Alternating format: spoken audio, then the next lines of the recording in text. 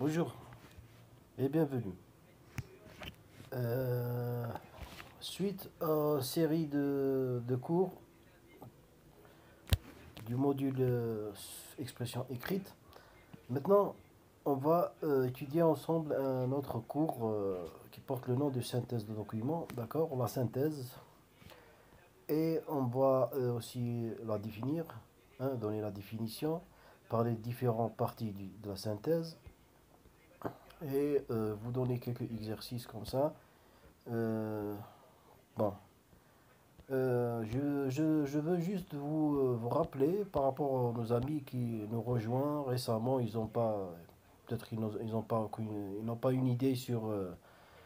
Je fais des cours, c'est-à-dire sur ma propre procédure, hein. Je fais le cours par rapport, je dirais, à l'oral. Je donne des cours oralement, sans aucun, c'est-à-dire écrit ou bien document, bien corpus, non rien du tout, d'accord? Mais vous pouvez, c'est-à-dire, si vous vous attachez à cette, bien sûr, vous êtes obligé d'utiliser, c'est-à-dire des documents.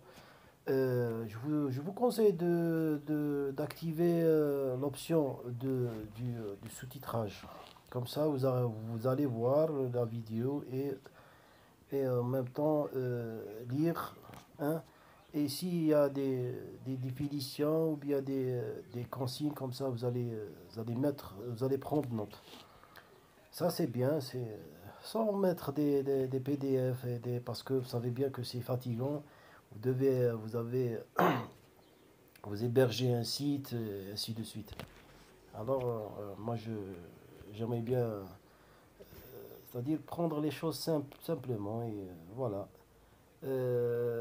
Bon, la synthèse de document, qu'est-ce que ça veut dire? Bon, la synthèse de document, elle consiste, ou bien elle est basée, ou bien c'est un outil parmi les outils je dirais, utilisés par rapport à la rédaction. On doit étudier un corpus qui contient, ou bien qui comprend plusieurs documents. En général, par rapport à la synthèse, c'est-à-dire vous allez lire par exemple, je vous donne un exemple, des articles 2, 3, 4, même jusqu'à 10 articles, il n'y a pas de problème. Mais ces articles, c'est-à-dire ce qui réunit, ce qui caractérise ces articles, c'est que ils évoquent ou bien ils parlent du même sujet, hein. Du sujet, par exemple, si on parle je dirais, par exemple, du tabagisme, hein. Vous trouvez le mot tabagisme, ou bien le tabac, ou bien la cigarette employé dans tous les articles, hein. Voilà, si on parle par exemple sujet sur la nature, hein, une documentation sur la nature, ou bien sur les gaz à effet de serre, ou bien la pollution, ou bien la pollution dans ces trois, ou bien ces différents types, par exemple sol, euh, eau ou bien air, etc., vous trouvez que le sujet est traité dans les différents articles. Alors ici, la synthèse, qu'est-ce qu'elle va la synthèse, c'est un travail c'est-à-dire qui sera émergé je dirais, après une analyse que vous allez faire par rapport à ces articles. Et cette analyse, va déboucher à un texte qui sera cohérent, hein, cohérent et je dirais en, en symbiose avec l'idée bien sûr traitée et qui ne, bien sûr, qui va contenir des informations, hein. Et il faut pas, c'est-à-dire, par exemple, les articles et les textes et les écrits que vous allez étudier par rapport à, c'est-à-dire, la synthèse, elles vont englober des informations, des arguments, des conséquences, des causes, etc. Ces objets, si on peut dire, si on peut les appeler par des objets, on doit les évoquer dans la synthèse, hein, parce que la synthèse, c'est quoi? La synthèse, c'est un texte. C'est un texte, c'est un produit final, hein, qui, qui va prendre, je dirais, l'aspect d'une dissertation ou bien d'un texte comment dirais-je, qui va donner une sorte de constatation ou bien un résumé par rapport ou bien une conclusion par rapport à des textes, des articles précédents. D'accord? Alors, ce qui est, je dirais, ce qui est important dans la synthèse, c'est la forme du texte, introduction et conclusion, et introduction, développement et une conclusion. Voilà. Je crois que c'est ça le nécessaire par rapport à la synthèse. Maintenant, si vous permettez de vous lire, bon, apprendre les différentes parties de la synthèse de documents écrits. Définition. La synthèse de documents est un exercice de confrontation d'un corpus, voilà, de 4 à 6 documents de nature différente. D'accord? Bon, ici, il s'est prissé de nature différente, c'est-à-dire, bien sûr, on peut par exemple trouver dans les articles 4 à 6, par exemple, qui parlent du sport, hein, mais aussi, on peut trouver des articles qui sont différents, mais ils englobent, je dirais, ou bien qui dérivent du même, je dirais, de la même source, par exemple. Par exemple, je vous donne exemple. Vous trouvez, par exemple, on a six textes, vous trouvez un texte qui parle de la linguistique, de la phonétique, hein, la phonétique, la sémantique, la sémiologie, dites-nous, je sais pas moi, les différents, voilà, la sociolinguistique par exemple.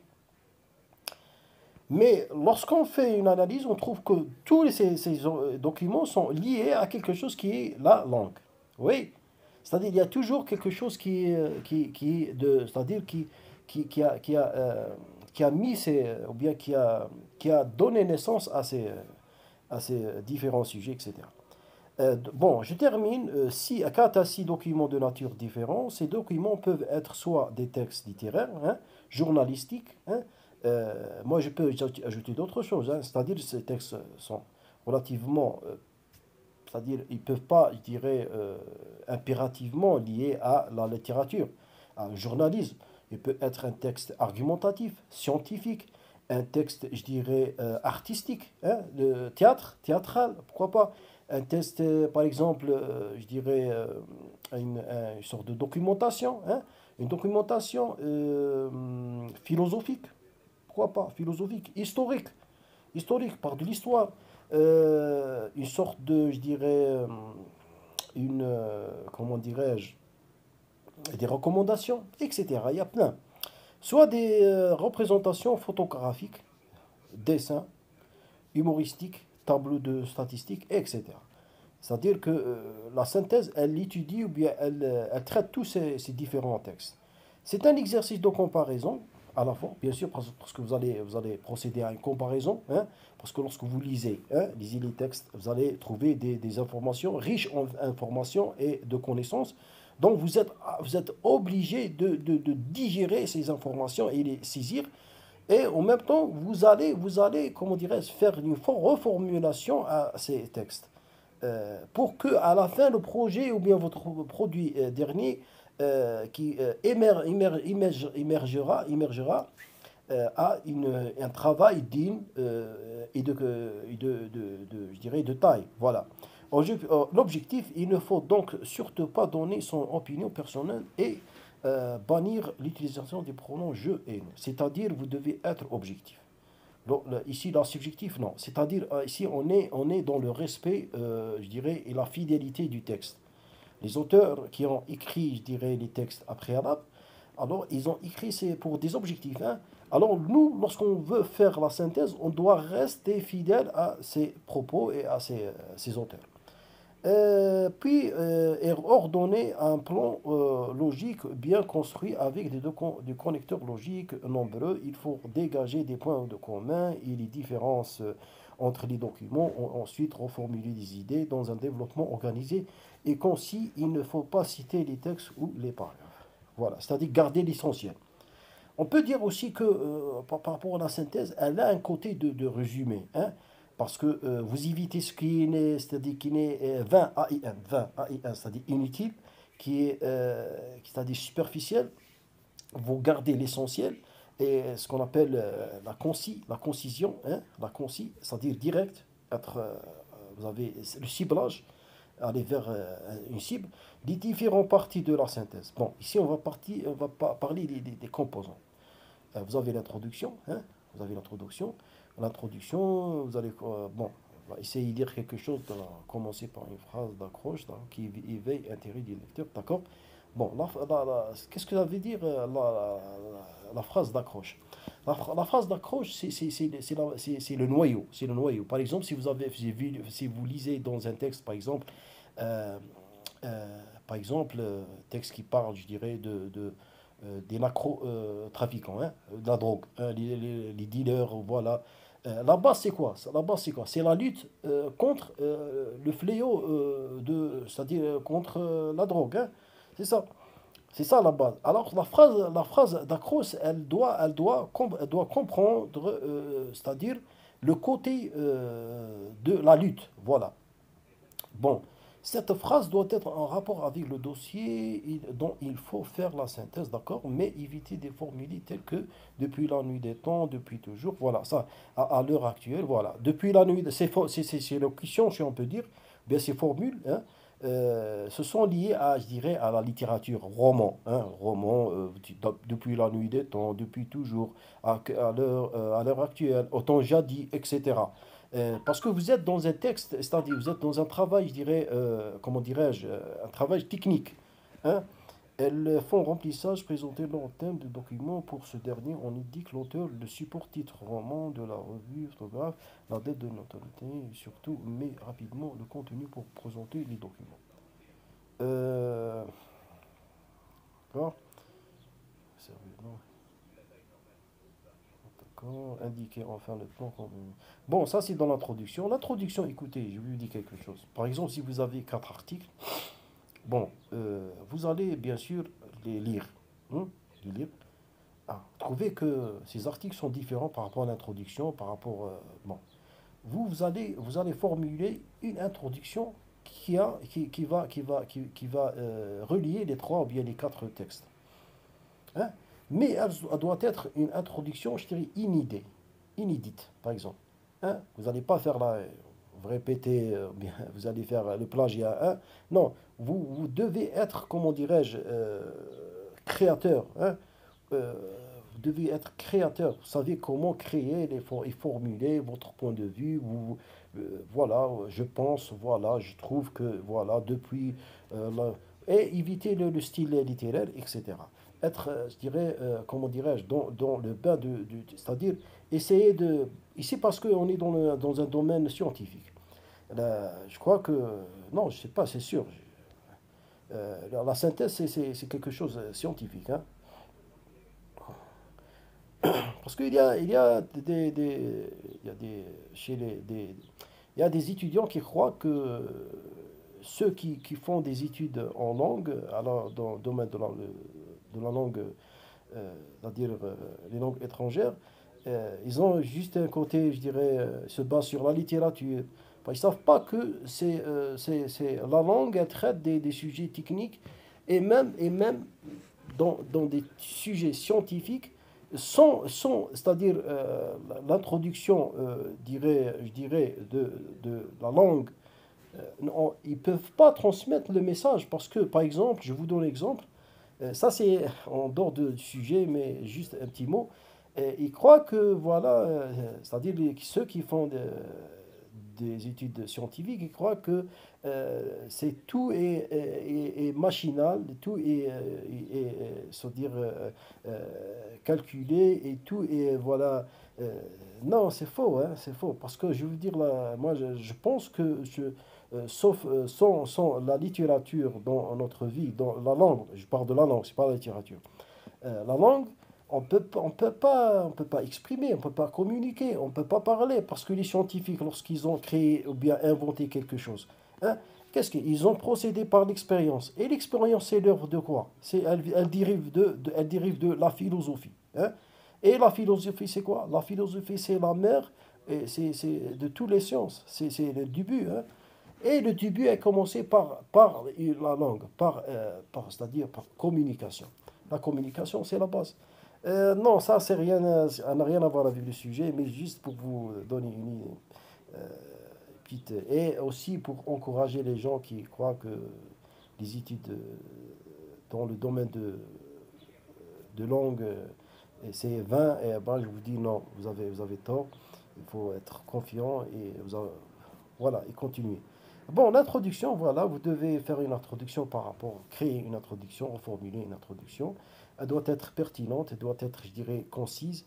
Et il faut faire la différence. Il ne faut pas mélanger les. C'est-à-dire, vous n'allez pas mettre le développement dans l'introduction, non. Il faut connaître la différence entre introduction, développement et conclusion. Et l'introduction, elle doit être différente de celle qui est traitée dans le domaine de la philosophie, traité dans, par exemple, par rapport à résumé, euh, doit contenir le nécessaire. Doit contenir le nécessaire. Par exemple, un début, hein, un début, c'est-à-dire vous allez expliquer peut-être des dates, hein, c'est-à-dire une date. Vous pouvez citer un précurseur, par exemple, je cite Ibn Khaldoun par rapport au domaine de la sociologie, hein, Voltaire, Voltaire comme philosophe, euh, il y a plein. Même contemporain, c'est pas grave. Le développement, on va passer au développement. Développement, il s'agit de confronter des documents en un développement qui comprend de 2 à 4 parties, ni plus ni moins. Les parties ne doivent pas être trop disproportionnées, ne jamais faire l'impasse sur un document dans une partie. Tout document doit être cité. D'accord. Par exemple, si bon, le document traité, bon, les documents, pardon, dans le développement, il faut mettre en évidence quoi, et en considération, enfin, il faut mettre en considération, je dirais, ce qu'on appelle les causes, conséquences, hein. Euh, voilà, vous avez les causes, vous avez les conséquences, vous avez les, voilà, euh, comment dirais-je, des pronostics, pourquoi pas. Tout ça sont réunis, mais d'une façon bien organisée, hein, et chronologique. Peut-être, c'est pas, je dirais, peut-être vous allez vous référer à une chronologie par des dates. Pourquoi pas si vous avez, par exemple, c'est-à-dire que, par exemple, si on parle d'une contagion, hein, une maladie, par exemple la peste, vous allez évoquer, je dirais, les dates, comment cette épidémie était connue ou bien a été découvert la première fois, vous allez évoquer une date, vous allez mentionner une date, et puis, vous passez à une autre date où les recherches ont débuté à, je dirais, à traiter ce fléau avec, je dirais, avec sérieux. Et voilà, c'est comme ça. Jusqu'à le jour, je dirais, peut-être, oui, vous allez évoquer par exemple les siècles, hein, parce que les dates, par rapport aux dates, vous allez être fourvoyé en évoquant tous les dates, hein, mais je pense les siècles, c'est bien, c'est-à-dire au 18e siècle, moitié 10e, la fin du 18e siècle, début 19e siècle, hein, la moitié 19e, la fin au début du 20e siècle, l'épidémie a été, je dirais, comment dirais-je, a été vaincue, ou bien a été anéantie, ou bien a été supprimée de la surface de la Terre, mais il existe toujours cette épidémie dans des zones qui sont, je dirais, reculées, par exemple, etc. Et voilà. Moi, je vous donne des exemples. C'est à vous de, de formuler. Bon, par exemple, ici, dans le domaine bon, une fois c'est-à-dire on est dans le développement, une fois dont une partie, c'est un document, n'a jamais été cité, on n'aura pas la moyenne, on ne,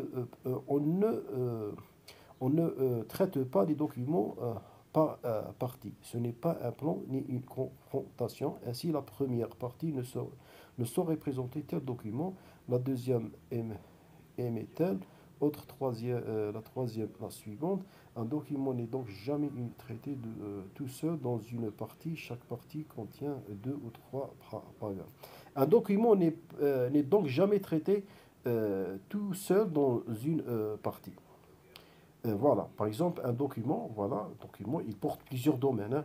Bien, il peut pas parler, je dirais, plusieurs, je dirais, il peut évoquer plusieurs situations, hein. Alors, on ne peut pas les traiter, hein. Tout, on va l'écraser comme ça dans une seule partie. Au moins, on doit subdiviser. Voilà, c'est ça le mot. Subdiviser un document à trois parties, deux parties, hein, mais ils doivent être, je dirais, bien riches, etc. Chaque partie contient deux ou trois paragraphes. Voilà. C'est-à-dire, vous avez deux parties, par exemple. Les deux parties, elles vont englober, ou bien elles comprendront, je dirais, deux paragraphes ou bien trois paragraphes. Euh, Au-delà de, on manque d'esprit de synthèse, on tombe dans l'imitement de la pensée. Chaque paragraphe commence par un alinéa destiné à faciliter la lecture. Voilà. C'est-à-dire, ça c'est connu, les alinéas, c'est très très important parce que vous devez comme ça montrer à lecteur, c'est-à-dire que voilà, ça c'est une séparation par rapport à un paragraphe et à l'autre. Alors vous devez suivre, c'est-à-dire c'est-à-dire mettre la ligne, hein. C'est pas, c'est-à-dire la ligne, c'est-à-dire vous devez laisser un petit espace d'un centimètre et vous commencez votre paragraphe et vous terminez votre paragraphe, la même chose. Et il ne faut pas coller les deux, hein. Par exemple, entre les deux paragraphes, vous allez mettre une ligne, hein, vous, et vous passez au deuxième paragraphe, etc. Et ainsi de suite. Voilà, au début de chaque paragraphe, on donne l'idée développée, puis on se réfère très précisément aux différents documents doivent être étayer l'idée commencée dans le premier plat, phrase. Enfin, on termine le paragraphe par une courte phrase de bilan, de telle façon que rien n'en lisant la première et dernière phrase des paragraphes, on puisse suivre la progression de la pensée. Bon, je pense que ça, c'est le nécessaire. Maintenant, on va passer en conclusion. Bon, la conclusion, il y en a deux. Et elles sont obligatoires. C'est-à-dire vous avez deux méthodes à suivre pour former une conclusion. La conclusion objective et vous avez la conclusion personnelle. Bon, c'est-à-dire, qu'est-ce qu'on a dit? On a dit au début, donc, par rapport à la synthèse, vous devez être objectif. Par rapport à l'introduction, objectif. Développement, on est objectif, d'accord? Ah, mais lorsqu'on arrive à la conclusion, oh, non. On peut rester toujours objectif si on suit par exemple la conclusion objective.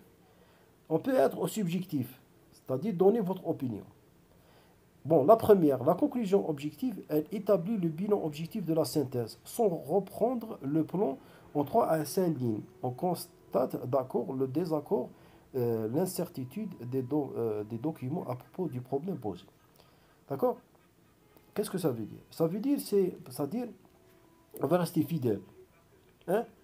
Mais il ne faut pas oublier que la conclusion objective, elle reflète aussi, c'est-à-dire par rapport à, c'est-à-dire au jugement de l'enseignant, elle reflète aussi que, c'est-à-dire vous voulez juste, comment dirais-je, suivre les normes, hein. Vous ne voulez pas être, je dirais, productif, hein, parce que celui qui donne son opinion, qu'est-ce que ça veut dire? C'est pas une provocation, non. Vous donnez votre opinion, c'est-à-dire que vous avez lu, vous avez compris, hein, et votre compréhension, elle vous a poussé à, je dirais, traiter, ou bien englober, ou bien, je dirais, à former une certaine pensée et des idées qui seront, je dirais, utiles, utiles par rapport au lecteur et par rapport, je dirais, au sens du texte parce que et l'idée posée. C'est-à-dire que vous aviez à préalable des textes, hein, que comment dirais-je, vous avez décidé de les passer par une, comment dirais-je, par cette, par une synthèse et voilà, par une synthèse et puisque vous avez décidé de procéder à cette méthode, vous allez donner votre opinion par rapport et votre pensée par rapport à ce que vous avez saisi, ce que vous avez digéré comme compréhension, et puis vous donnez, je dirais, vous allez, comment dirais-je, contribuer, voilà, contribuer. J'étais en train de réfléchir, c'est pour ça que des fois j'ai... alors, vous devez, comment dire, contribuer à l'idée posée dans les articles, hein, que vous êtes en train de les traiter par, je dirais, par, euh, par méthode synthèse ou bien par cette technique de synthèse. C'est-à-dire que vous n'êtes pas resté, hein, comment dirais-je, main croisée ou bien bouche bée, voilà, on suit les normes, voilà, je suis objectif, c'est bon, je vais former une synthèse, point barre. Non. Mais lorsque vous donnez une conclusion avec un point, je dirais, une opinion, comme ça, vous êtes en train de dire, ou bien une sorte de donner une compréhension, une nouvelle compréhension qui va contribuer ou bien je dirais, susciter l'interrogation, hein, l'interrogation par rapport au professeur. Comme ça, il va comprendre que oui, l'apprenant, il a, c'est-à-dire, d'abord, il a saisi, hein, saisi c'est-à-dire l'idée, hein, il est arrivé à formuler ou bien faire la conception à une synthèse. En plus, et il faut aussi, il va mettre en évidence, c'est-à-dire le lexique, hein, le lexique et la qualité, le style, et aussi votre style, comment dire, votre style d'écriture. En même temps, il se base sur le sens, comment vous avez traité, c'est-à-dire avec, non, c'est-à-dire comment, oui, comment vous avez traité le sujet par rapport à vos idées présentées. Bon, c'est un sujet qui est très, très, je dirais, comment dirais-je, techniquement, euh, je dirais, très compliqué à je dirais, à l'analyser, mais c'est faisable si vous suivez les consignes, tout simplement. Bon, je vais relire et je crois que je vais clôturer le cours. La conclusion objective, elle établit le bilan objectif, c'est-à-dire un bilan, mais objectif de la synthèse sans prendre le plan en 3 à 5 lignes, on constate d'accord, l'accord, le désaccord. D'accord? L'incertitude des documents à propos du problème posé. C'est-à-dire, si les auteurs ils avaient des opinions, je dirais, favorables, vous êtes favorable. S'ils ils avaient des opinions défavorables, vous suivez, vous serez défavorable. C'est tout à fait simple. Bon, la conclusion personnelle, une quinzaine de lignes. On donne son avis personnel sur le sujet ou sur un aspect du sujet. Peut-être que 15 jeunes de lignes vous a un peu intrigué, hein, parce que c'est trop. Hein. Et vous êtes dans la synthèse. La synthèse, c'est ça. Vous pouvez avoir, c'est-à-dire une conclusion longue. C'est-à-dire, elle peut, je dirais, prendre l'aspect d'un texte. Hein. C'est une conclusion, parce que c'est une synthèse. Il ne faut pas oublier que vous êtes en train de traiter quoi? Un corpus. C'est un ensemble de documents. C'est pour ça que la conclusion, elle sera très, très, je dirais, très euh, elle est riche en... Et votre opinion, c'est pas donner votre opinion comme ça. Je pense, voilà, et non. Vous devez donner opinion par rapport à quoi? Et voilà, vous donnez une sorte comment dirais un acheminement acheminement d'arguments. Parce que vous argumentez en même temps lorsque vous donnez votre opinion. Bon, sur tel ou tel document sans flatter ni dénigrer les auteurs. Ah, vous n'allez pas juger les auteurs, hein, vous n'allez pas comment dirais-je, les sous-estimer ou bien il y a deux mots qui me fuient, sous-estimer, ou bien les caricaturer, ou bien les stigmatiser, voilà. Vous avez rien entre personne, hein. Ça c'est travail technique et scientifique. Sans flatter ni dénigrer les auteurs, on peut néanmoins y prendre ses distances et faire preuve d'esprit critique et de culture. Si vous voulez critiquer, vous critiquez avec une critique, je dirais, qui sera constructive. Hein? Vous n'allez pas... Parce que l'auteur, il est en train de présenter son point de vue. Ah, c'est pas, il est l'ennemi de personne. Voilà. Voilà, vous devez soumettre je dirais, une critique constructive. On indique alors ce qui nous semble dépasser insuffisant et on propose son point de vue en l'illustrant par un ou deux exemples. Voilà, je disais tout à l'heure ça. Alors, vous devez aussi faire c'est-à-dire, voilà, des exemples, des arguments et un acheminement par rapport à votre argument, suivi des images, des arguments pour solidifier votre argument et serait, je dirais, quelque chose de bien c'est-à-dire à évaluer, etc. Maintenant, on a terminé la synthèse. Hein. Ici, partie pratique, rédaction d'une synthèse. Maintenant, il nous donne, c'est-à-dire des informations supplémentaires pour que vous arriviez à, je dirais, euh, à faire votre synthèse avec une, une, je dirais, avec, avec rigueur, voilà, consigne. Faites la synthèse de documents ci-dessous en suivant ces conseils méthodologiques. Prenez le temps de lire très attentivement. Bon, je ne vais pas lire, c'est connu ça. La lecture, c'est très important. Vous allez lire et lire parce que ça, c'est une synthèse. Vous n'allez pas faire une synthèse pendant une demi-heure. Non, une synthèse, plus ou moins, vous pouvez, je dirais, elle vous prend 3 heures. Hein, c'est-à-dire un travail, ou bien plus. Et si vous prenez votre temps, ça sera meilleur. Par exemple, vous donnez par exemple, une journée. Pourquoi pas? Hein? Parce que le travail est comme ça, à la hâte, ça, c'est pas bien. Ça, c'est pas bien. Et il émerge à quelque chose qui est, je dirais, de bricolage. Voilà, bricolage et n'importe quoi. Alors, je pense lorsqu'on prend le temps, on arrive toujours à faire bien construire un, un travail intéressant. Rédiger une introduction qui doit annoncer le sujet, poser la problématique et proposer votre plan qui sera important de respecter par la suite. Bon, l'introduction, c'est la première des étapes. Hein. Vous pouvez, voilà. Et même la conclusion. Hein.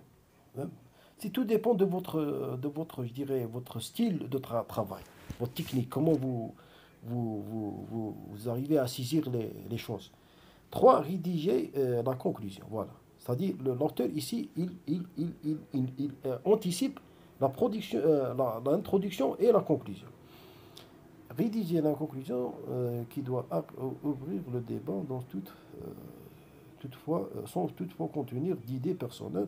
Soignez bien cette partie, c'est la dernière impression sur laquelle votre lecteur restera. Oui, comptez les mots de cette dernière phrase. 4. Recomptez tous les mots, relisez votre synthèse. Ça, c'est un travail brouillon. Hein.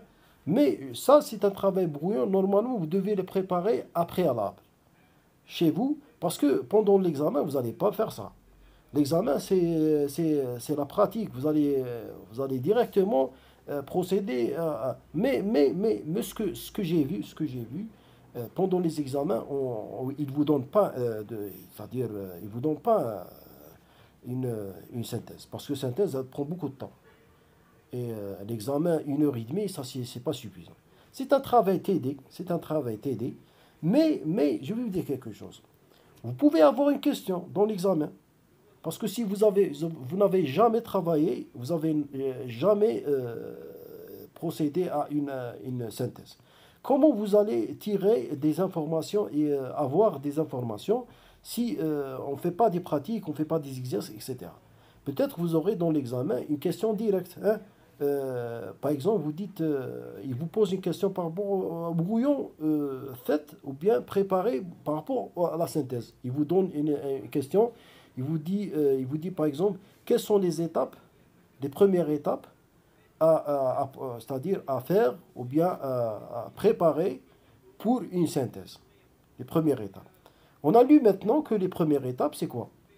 C'est rédiger une introduction et une conclusion. Ça, c'est la réponse. Ou bien les premières étapes, le temps, prendre la lecture et introduction, conclusion. C'est les premières. C'est les premiers. Mais par rapport à un autre qui n'a pas fait des exercices et il n'a rien à voir avec la pratique, il ne peut pas répondre. D'accord?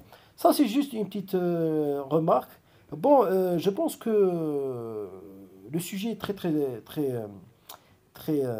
important à le connaître, à lire et à étudier. Il ne faut pas négliger, je vous conseille, il ne faut pas négliger pour que, Inch'Allah, vous restez toujours dans votre compréhension et votre niveau se développe, hein. Et voilà, merci de votre attention. Maintenant, je crois qu'on a un petit exercice que je vais vous le montrer, hein. Et il faut pas me vouloir parce qu'on n'a pas le temps pour faire une synthèse, n'est-ce pas? Parce que c'est quelque chose, c'est un cours qui se base sur l'oral. Et voilà, pour nos amis les troisième année cycle, premier cycle, troisième année licence, je vous conseille de faire plus d'efforts par rapport à votre oral. Et vous savez, il ne faut pas oublier que c'est une langue étrangère. Euh, voilà, c'est une langue étrangère. Pour nous, on n'est pas des natifs, hein. On prononce et on parle et on arrive à utiliser la langue avec nos propres moyens.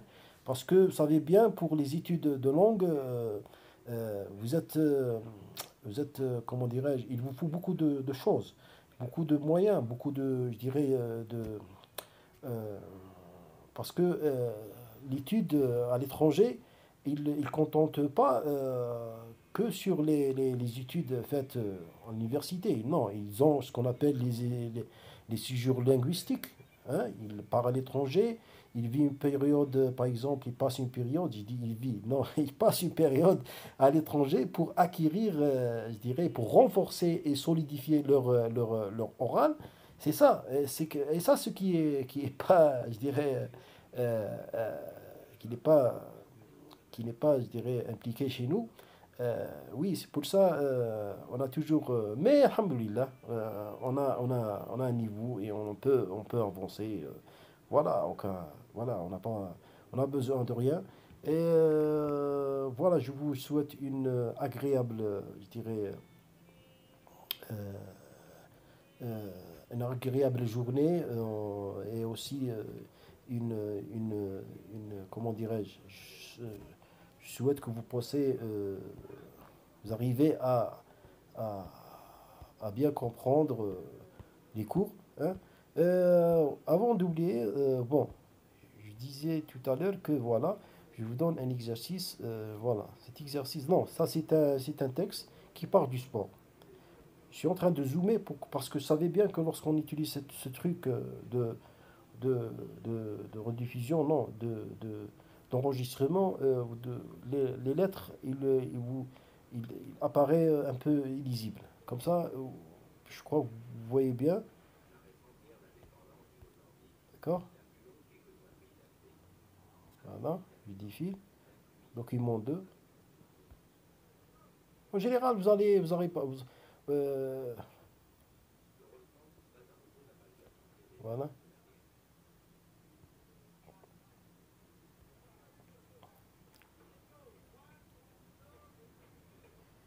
Je disais qu'en général, vous n'aurez pas le temps parce que c'est bien chargé pour faire tout. Mais vous aurez aussi des polycopies de la part de vos enseignants. Vous inquiétez pas. Moi, je vous demande juste d'être en quiétude, hein, et avec la rigueur. Et bon courage et à la prochaine.